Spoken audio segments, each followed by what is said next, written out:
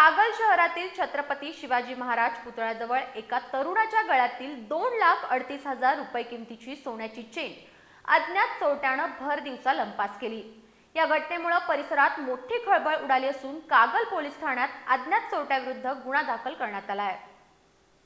कागल शहरातील छत्रपती शिवाजी महाराज पुतळ्याजवळ एका तरुणाच्या गळ्यातील 2,38,000 रुपये किमतीची सोन्याची चेन अज्ञात चोरट्यानं भर दिवसा लंपास केली।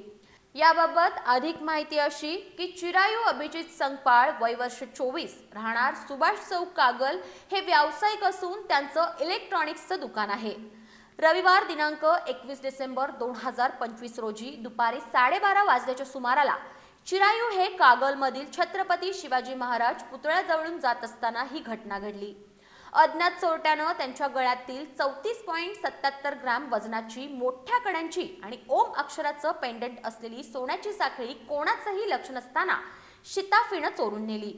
या घटनेची फिर्याद चिरायू संगपाळ यांनी कागल पोलीस ठाण्यात दिली असून पोलिसांनी अज्ञात चोरट्याविरुद्ध गुन्हा नोंदवला आहे।